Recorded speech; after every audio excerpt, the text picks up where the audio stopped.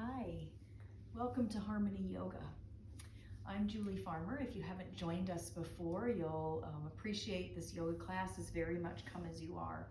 So sitting up tall on a block or a blanket, just so that your hips are higher than your knees. Even sitting on a chair to get started this morning is a beautiful way to honor your body, especially if your hips are tight. Something I was just reading over the weekend that the hip joint is very strong, right? It's a deep ball and socket joint, and those muscles around there are very strong.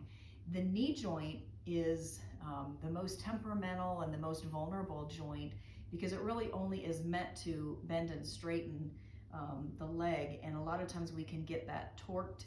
Today I fell while I was on my hike, and I kind of came down funny on my knee, and I just really appreciate the health of my knees, and so I always want to honor that vulnerable joint, and the way we do that is sitting our hips up high, maybe even a block underneath that blanket. I can show you from a sideways position. I know a lot of you, if you've been following me for a while here on YouTube, or if you've taken my in-person classes, you'll hear me go on and on about this, but it really is so important to treat your practice like an exploration and not an obligation or a challenge of moving. And I'll talk a little bit about that in a bit here. But sitting up a little bit higher, notice now my knees are even more or even lower than my hips, and so the low back can gently curve, the heart can lift, the throat comes back over the spine so that we're not kind of moving too far forward where we're engaging the muscles. We want to have the muscles just supporting the alignment of the bones. So once you find your good alignment, go ahead and just close your eyes and become present. So closing the eyes helps reduce the distraction that might be all around you. Especially doing this practice from home, you kind of look around and realize all the things that need to be done, the dusting, you can start to see things when you sit, and especially if you're sitting at a lower level, you're like, oh wow, I see I need to vacuum over there, or that laundry needs to be done, or whatever it might be that triggers you from a visual perspective. Go ahead and just close your eyes. So now you start to bring that awareness inside. Let the brain quiet by just following the slow, steady rhythm of the breath. Now, if you're doing this practice coming off of a workout, you'll notice your heart rate, your breath may be a little bit higher, as it would be, right, as you're recovering from exercise. And then notice with just a little bit of awareness, a little bit of silence, the breath and the heart rate start to slow down. Now, if you're new to exercise, that may feel a little disorganized, the breath, the rhythm of the heart, but the more you do this, your body starts to tune into it, right? We create those neural pathways, we create that routine in our body that the body very readily reacts to. So I remember back in my days as a fitness specialist, and we would do those just the standing heart rate tests. People that were new to exercise had really erratic responses to the exercise. People who have been doing it a long time, it kind of took them a while to ramp their heart rate up, and their heart rate immediately slowed down when they were done. The body is intelligent, right? It has memory. So trust your body, trust the wisdom of the body and the wisdom of the breath. Create this habit that will take you through the rest of your life, really. This is a habit that you can get into that is so healthy, so that whether you're lying in a hospital bed or taking a long drive or trying to get to sleep at night, you can always tune in to the breath. Feel the body start to relax. So we maintain this upright posture where the muscles are hugging in to the bones. The bones are creating the structure. The muscles are supporting the bones. But we can also have that element of release.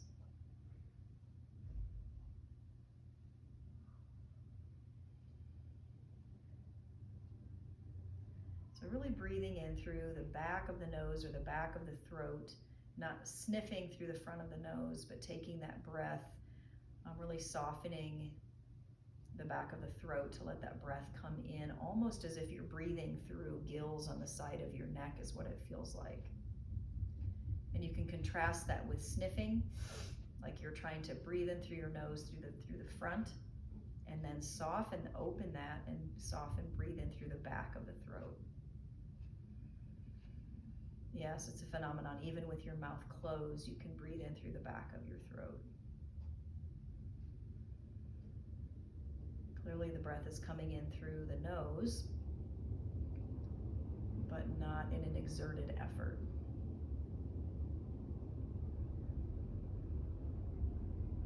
That's that calming, soothing breath.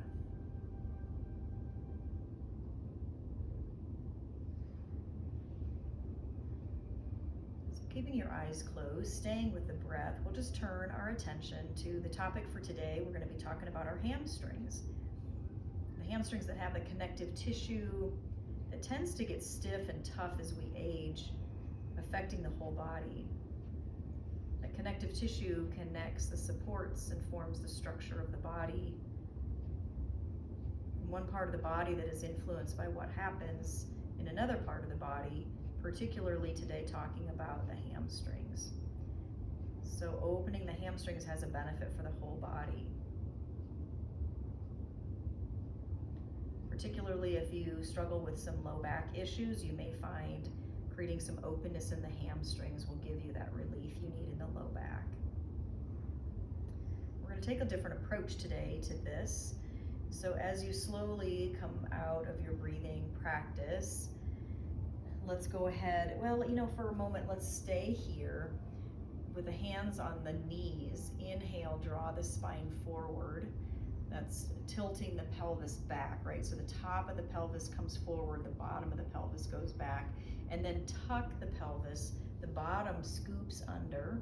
So I like to think about it, if you had a tail, lift the tail up toward the sky on the inhale, and then if you had the tail scoop between the legs, that's the exhale, and do that one more time. You may find one is a little easier or a little more irritating than the other, and just notice, right? So this practice today is about exploration and noticing, and not about perfection or accomplishing, right? So we're not going to worry about touching our toes today, because actually if the hamstrings aren't quite open enough to make that happen, you can create more tightening, shortening, and irritation, right? So just notice here as you tuck and tilt the pelvis. And we're going to keep that action as we come onto hands and knees.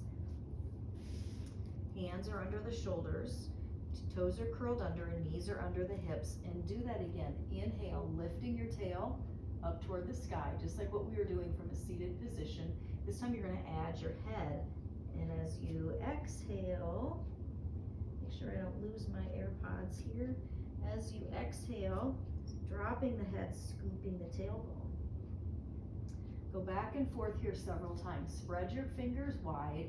Create a broad base of support here. Really press down through your fingers. And we'll continue that action as we move into our next couple poses here. So using that cat-cow to help open and prepare the low back. We're going to do several more breaths here. Just paying attention to how that feels, which is easier, tucking or tilting. There's no right answer here, it's just part of the exploration. Good, and coming to child's pose, taking the knees wide, flattening the toes now, and lowering yourself down, forehead to the mat, to your crossed forearms, or even onto a block.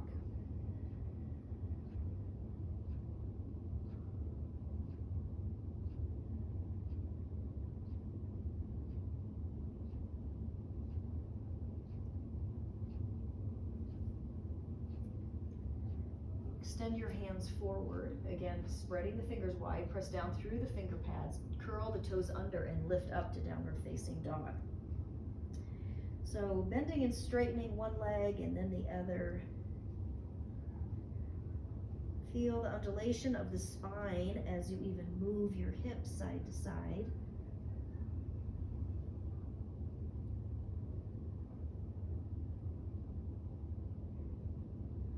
And slowly walk your feet forward. So if your hamstrings are tight, notice how you might need to keep a bend in your knees, or you can use a block. Coming into a forward fold. So bending the knees, releasing the spine, the neck, and the head, and lift the hips up toward the sky. So we're just going to notice here to start. Inhaling, bending, exhaling, extending. And then come back down to your hands and knees. Press down through your right hand, extend the left, press down through the left hand, extend the left leg back, reach the right arm forward, draw the belly button up toward the spine. Reaching now, make the spine long, reaching through the fingertips and through the back heel. Good. Replace the right hand to the floor, take the left hand to the right side of the mat, gently turn over the right shoulder, looking back toward the left foot. Deep breath in, and exhale. Release, come back to all fours. Same thing now, pressing down through the right hand, extend the right leg back, lift the left arm, and reach the left hand forward. Extending now through the whole spine, press down more through your right hand, lift the belly button up and away from the floor, extend out, stretching through the spine, lengthening the back of the leg. Good, and come back. Let's take another child's pose here. Extend the knees as wide as the sticky mat. Heels come back, or hips come back onto the heels, and stretching yourself forward into child's pose.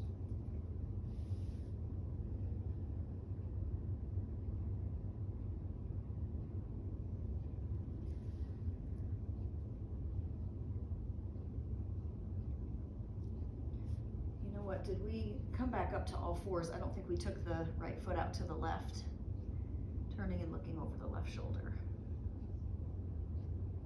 Good, so we have an opportunity to stretch out the whole right side here too. Good, and come back.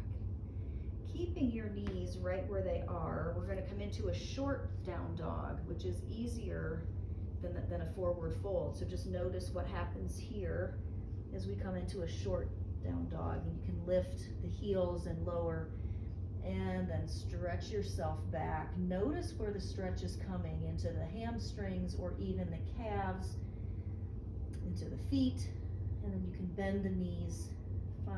So you don't have to totally extend the legs straight. You're going to find a spot there that feels good for you without overdoing. Walk your feet forward again, finding a chair, your block, bending the knees and lifting the heel or lifting the sitting bones.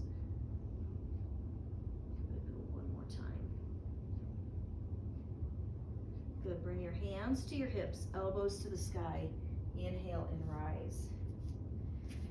Okay, come to the back of your mat. Slowly, carefully squeeze that mat in. We're going to roll the mat up to give us a mound. Now, I also have a half mound that looks like this. This is perfect for this.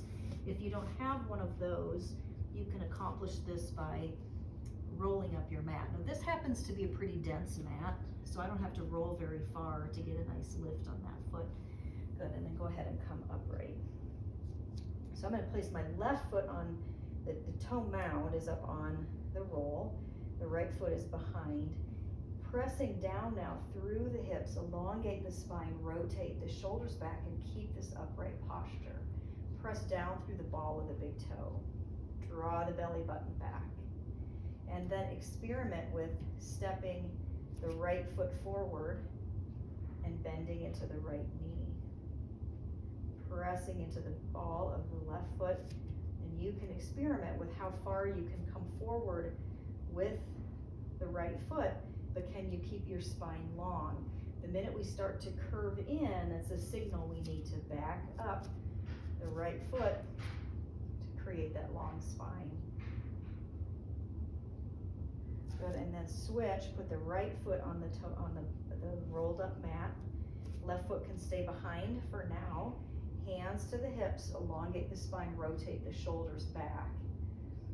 And just notice what's happening in your right foot. Can you press into the ball of the big toe more? Then if you can keep upright, you can start stepping the left foot forward, maybe even bending into the left knee or stepping forward. Notice if you can keep the spine upright. Maybe just looking forward, eye height straight ahead. Keeping your gaze forward, draw the ribs back.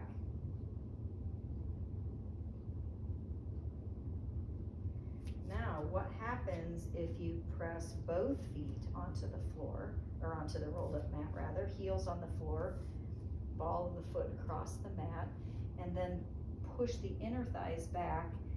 This would be awesome if you had a chair, a block. Keep extending up through the sitting bones, and you can have your hands on your hips. Again, you can be using a block or a chair, and then inhale, lift halfway up. And exhale, slowly, we're gonna keep the back straight. If we round the back, which is this example of rounding the back, we actually transfer any tightness through the back of the leg into the low back. That's gonna create more injury here. So we wanna keep the spine long, pulling the low back in and up, and then notice how you transfer that stretch back into the back of the legs. So you can bend one leg and then the other here. And remember, a forward fold is not about touching the floor or stretching the fingers to get there, but it's a deliberate stretch. We want to extend and lengthen the whole back body. Lifting and separating the toes, push down through the ball of the big toe, separate the little toes out to the side. Lifting the soles of the feet up the back, from the soles of the feet up the back of the legs, the lower, middle, upper back.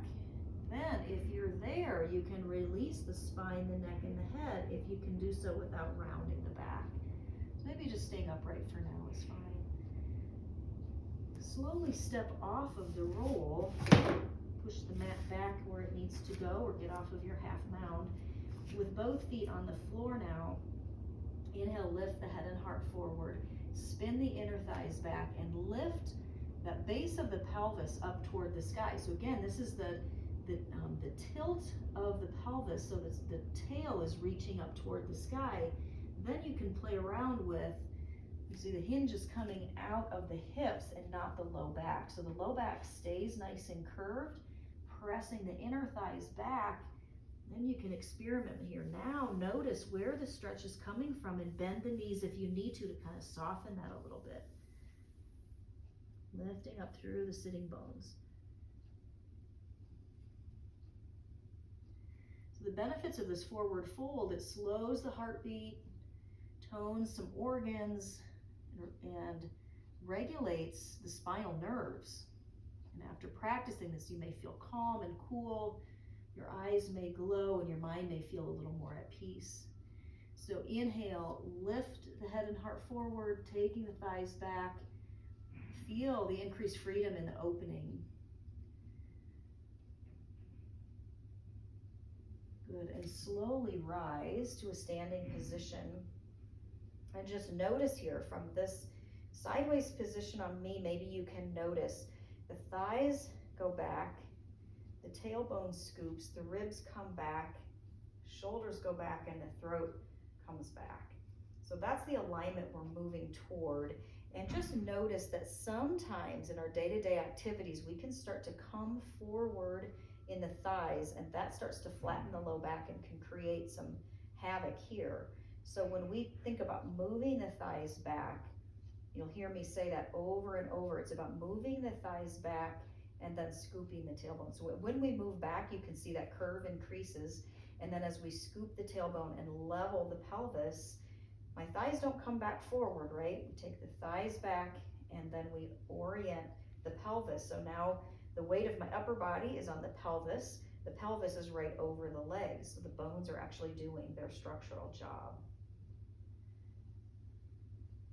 So one more thought about that as you come forward toward the front of your mat. When the thighs come forward, it actually limits the hamstrings to stabilize the posture. And it actually creates hyperextension in the knees, creates tension in the hamstrings, and weakening of the ligaments of the knees. So coming forward again, inhale, reach the arms up to the sky. You know, this forward fold we do in almost every class. We want to make sure that we're looking at this pose not about something to achieve, but something to explore each time. Coming down to that forward fold now, finding a chair, your block, the floor. What is working for you today? So this is an exploration, an experience. Let this unlock your ideas about where you can go. This pose will be different every time you do it, and open to that experience. That's the biggest benefit of all. Good. Stepping back now with the right leg coming into deep lunge. You can move your block out of the way for now. Move your hips here side to side. Drop the back knee down. Wiggle your front heel forward a couple inches. Pull the toes back. And then as if you're trying to pull the heel back, lengthen the whole back of the leg here. Move your hips out to the left. Left hip back, which is the front leg, and right hip forward. And then again with the spine, I want that curve in the low back, the length of the spine. And then if you can keep that with the back, you can slowly melt your heart toward your knee. Pushing through the ball of the big toe will help keep this leg from hyperextending. Inhale, lift with the breath. Exhale, keeping the spine long. Slowly let your heart melt. Plant that foot down on the floor. Just stretch the top of the foot here in this long front leg position, pushing down through the toes. Good, and then place that foot back a couple inches as you bend into the front knee. Inhale, lift up toward the sky. Take the left hand and grab the right wrist and slowly pull across the body over to the left, stretching out the front of the left, or front of the right leg. Go very gently here. And then bringing your hands down on the inside of your left foot, point your left toe about 45 degrees out, and keeping the knee right above the ankle, slowly come down onto your block, to your elbows, or you can just come down with fingertips and elbows bent up toward the sky. So notice this back hip is relatively over the back knee. I'm not coming so far forward that I'm extending over the knee over the foot. We want to go back, keeping the hips lifted, and come down this way. Now using a block looks like this. That's a great way to bring the floor up to you so you don't overextend. Melting the heart back toward the earth.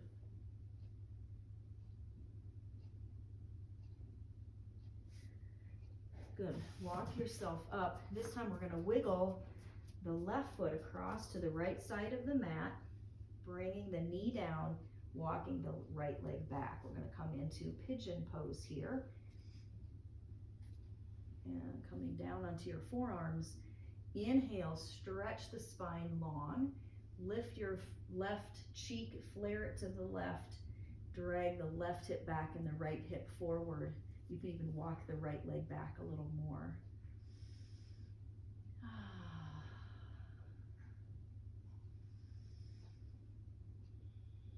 If you can keep that length, you're welcome to cross your forearms and rest your head or bring your forehead to the earth.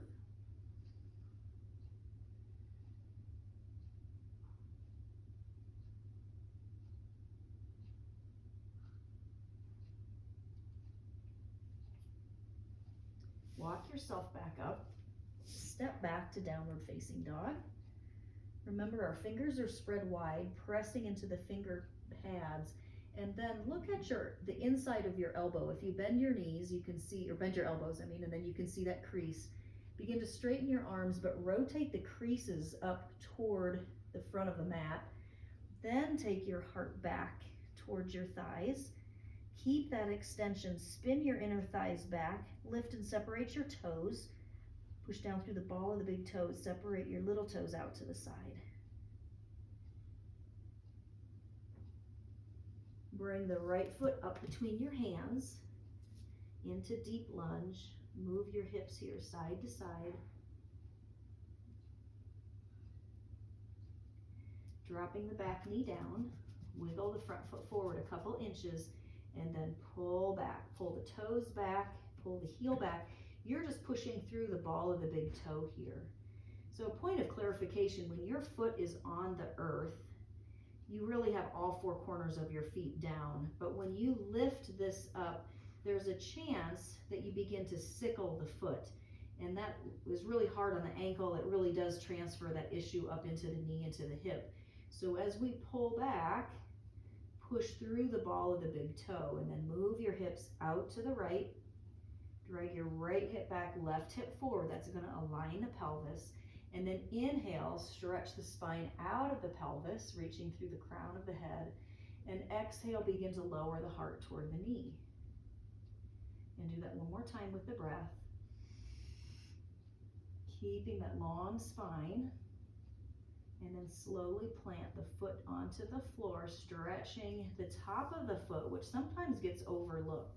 Sometimes we can overwork those muscles and we really never stretch them. So feel that stretch and then slowly pull the foot back a couple inches and then walk the foot out to the right, pointing at a 45-degree angle. And then remember here, we're going to come to this, this humble posture where we lift the hips but release the heart. With hands, you can even separate further with your elbows up toward the sky, or you can use your block, melting the heart.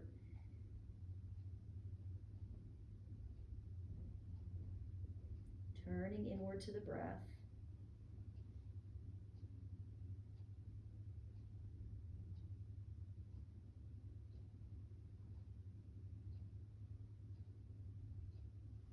And slowly come up and wiggle the right foot over toward the left. Slowly bring that left knee down, the right knee down, and the left leg walks back. So our tendency sometimes when we haven't really done this posture before, or we're tight in our hips, we tend to want to come out this way. But I'd rather see that you're pressing evenly. So lift the right cheek, flare it to the right, drag the right cheek back and the left hip forward. Even if you needed to take something like a block or a blanket under the hip, you're better off that way than to be sideways. So we want our pelvis level, the hip bones facing forward. And then you can stay in this upright position, or you can walk your hands forward, come onto your elbows. And again, without curving the spine, can we keep the length of the spine? Then maybe you can bring your forearms down or just find the earth.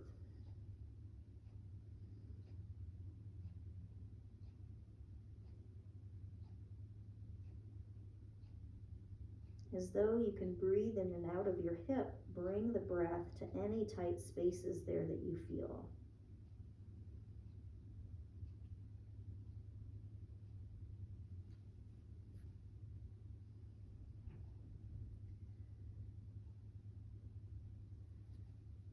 Go ahead and come up.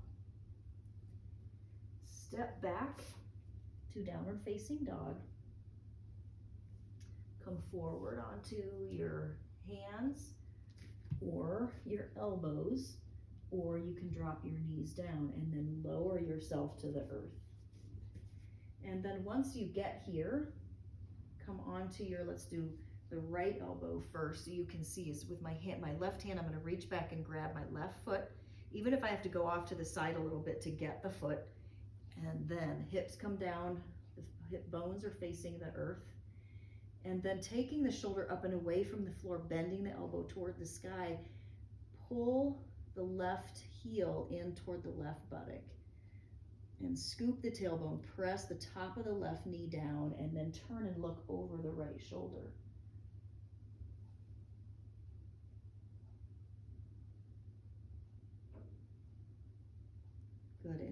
release. Let's go to the other side. So now you're on your left forearm. Reach back around with your right hand, grab your foot, walk your knees together, heel toward the bum, elbow bends up toward the sky, and the shoulders trying to reach up and away. Press the left foot down, and then turn and look over the left shoulder.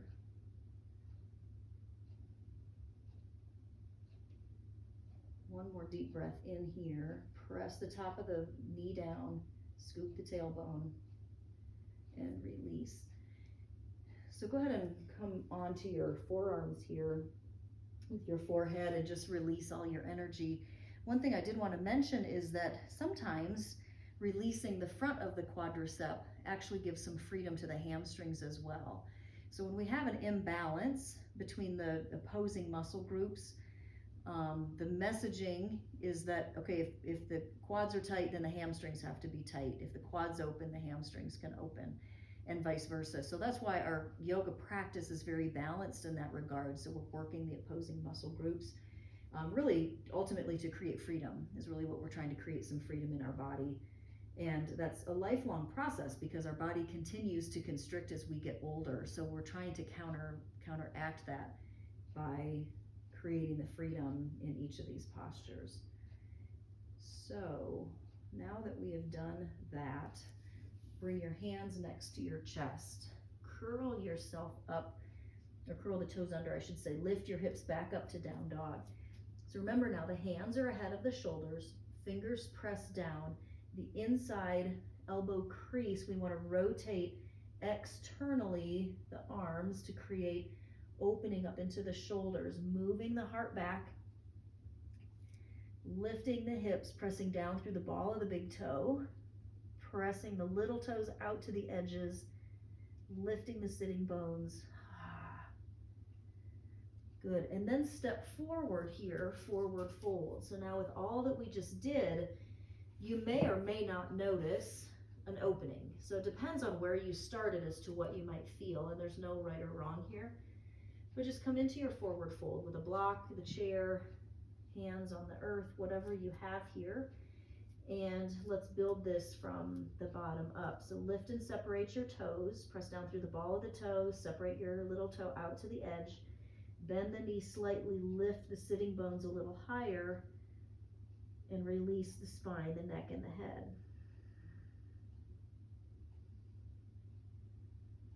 Inhale, lift halfway up. And exhale, release down. Inhale, bend the knees, press the meaty part of the calf with your hands. Press that forward.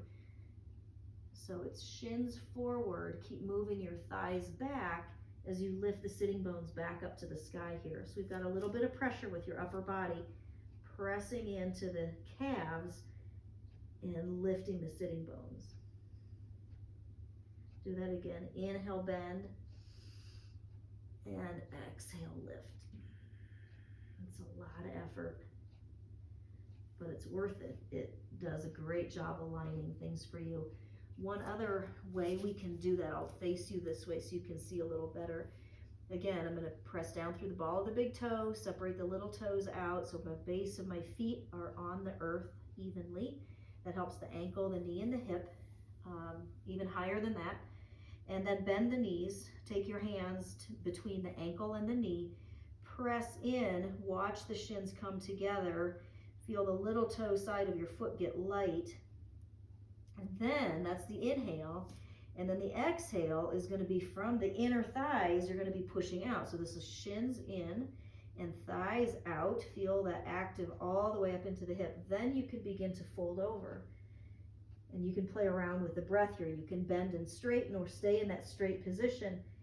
Pressing in, watch the foot, watch the shins. And then from the inner thighs, press out and watch the shins realign, watch the feet come back to level, release the spine, the neck, and the head.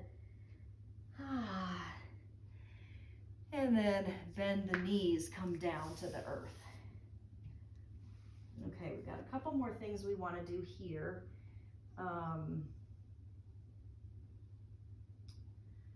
Okay, so let me make sure I got all this before I lay down. I'm going to glutes. Okay, so let's do this first from this position before we lay onto our back. We're gonna sit and we're gonna lean onto the right leg.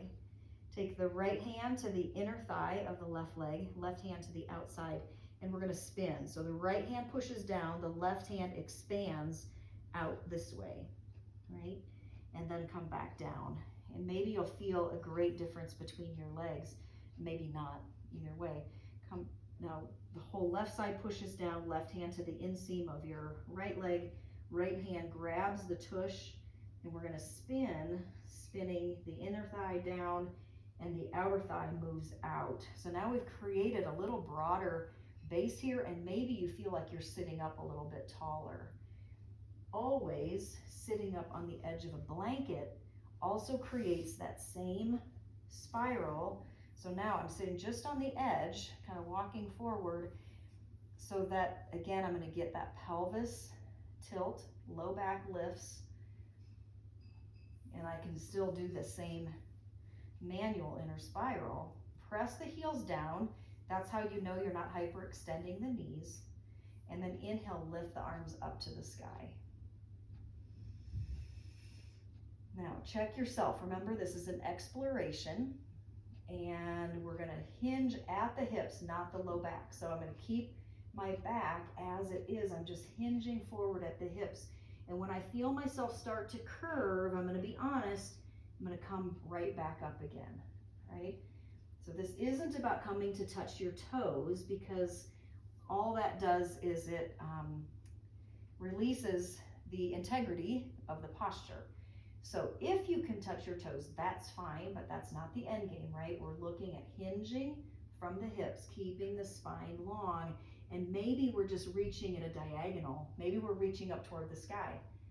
Maybe we're reaching toward the wall ahead of us. Maybe our hands come to the feet, but maybe they don't.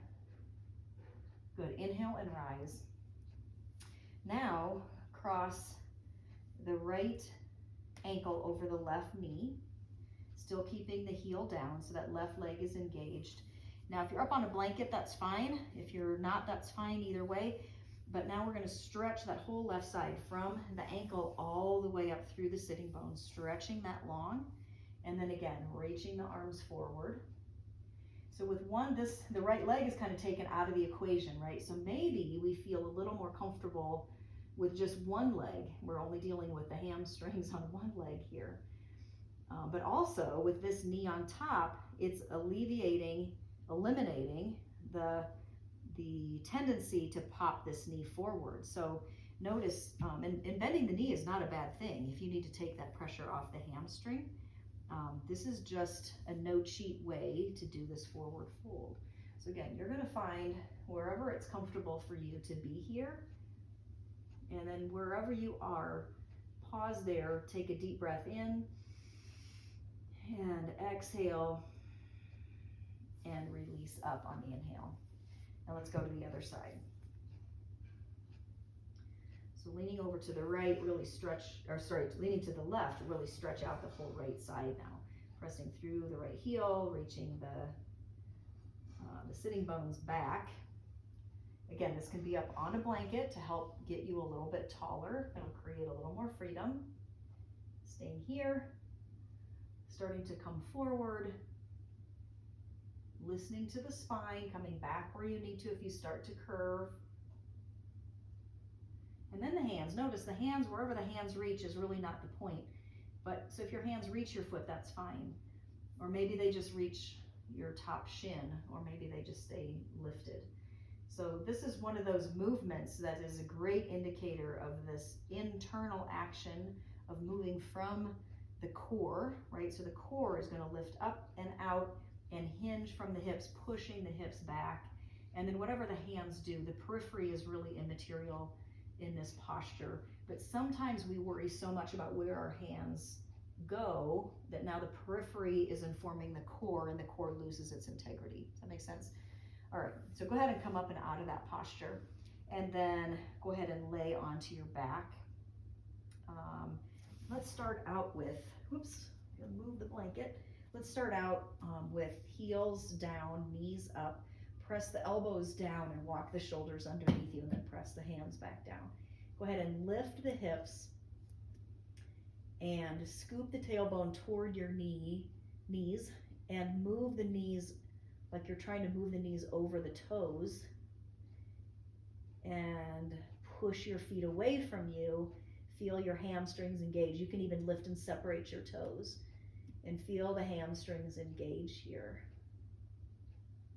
So we're not overly clenching the butt muscles, we're really just engaging the hamstrings here.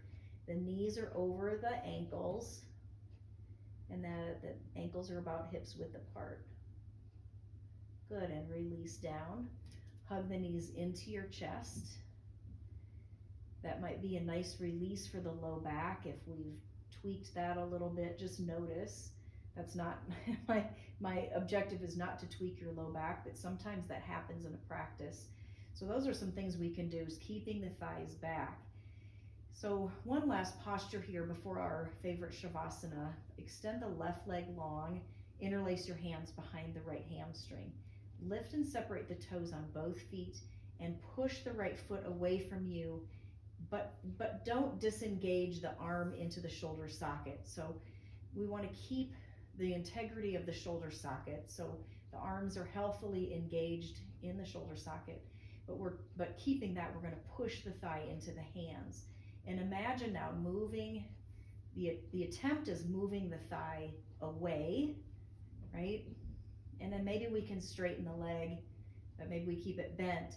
But can we keep the low back gently lifted off the floor? We don't have to over curve the back, but the butt is not lifted off the floor either. Can you see the difference? So here's my butt lifted off the floor. Here is my butt coming to the floor, which engages the low back up and away from the floor, pushing into my hands, and again, straightening if I like that version, or keeping the knee bent. Feel what's going on in the hamstring as I begin to lift the heel up toward the sky. That hamstring now is lengthened and it's pressing into my hands. Slowly remove the fingers around the leg and let the leg come down to the earth, and just notice the difference here between your right and left side. What does that feel like as you close your eyes? Can you scan the body from the inside? It does take effort as well, so you may find your breath is a little engaged here because that's a lot of upper body pressure and engagement. So keep the right leg long, bend the left knee. Again, integrate the arms into the shoulder socket, push, keeping that action, then push the thigh into the hands. And from this angle, maybe you can see the difference. If I start to lift that hip up off the floor, my back lowers and now my thigh is forward. So I'm trying to move thighs back, hips down, and low back curves. You don't have to overdo the low back curve, and you can scoop the tailbone to help that, and then you can straighten the leg or keep it bent and go back and forth here. If you've got it straight, you're lifting up through the heel, attempting to move the thigh away from you. So that's thigh back, and reaching up through the heel. Feel the hamstring engage. Again, if you need to bend the knee to disengage the hamstring a little bit, that's the benefit of knowing your body, knowing you can bend and straighten at any time. Good, one more deep breath in. And exhale, release the hands. Let the left leg come down to the mat now. Opening your palms up toward the sky. That's that external rotation of the arms in the shoulder socket that creates freedom in the shoulder. And notice a lot of times we want to lay with our palms down, and I get it. If you're not real open in the shoulder, that may be a little bit difficult for you. So at least try it, right? We start to little bit, we introduce these ideas. Walk the shoulders underneath you, that may help. And if that's not comfortable, you can always bring your hands to feel the breath into the belly. We keep the heart lifted and open, which helps the shoulders feel more comfortable to externally rotate, palms up. And in this act of receiving now, we just remember what's important is moving from the inside out in all ways, metaphorically, figuratively, and literally through the body. So we're listening to that very internal pulsation, listening to the rhythm of the heartbeat, and then sending that breath all the way down to the toes and to the fingers.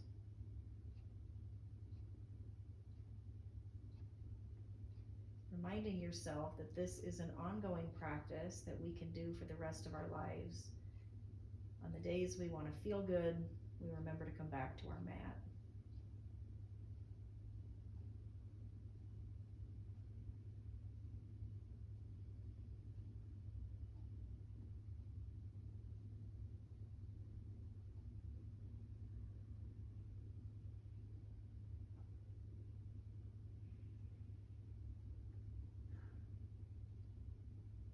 Begin wiggling the toes and the fingers, making a fist with the hands and circling the feet around, and then hugging the knees to the chest, or just walking your feet to the floor first if that's an easier way to do that, and then one by one grabbing your knees, hugging to the chest, and rock here side to side.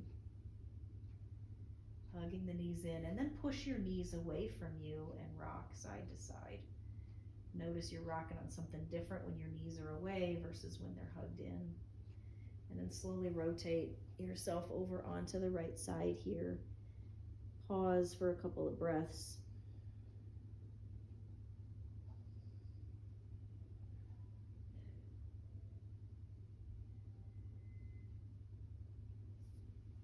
Push yourself up to a sideways position, finding your block or your blanket to sit on. Coming into this upright posture just for a few breaths so that you can begin to notice where you might feel a little more freedom. Not just in the hamstrings perhaps, but maybe up into the hips, the shoulders, maybe even the breath feels a little more free and the mind feels a little softer. And then bringing your hands together at the heart in gratitude for this practice and for these bodies that keep engaging and evolving for us as our practice evolves. Thank you so much for joining me today. Have a wonderful day.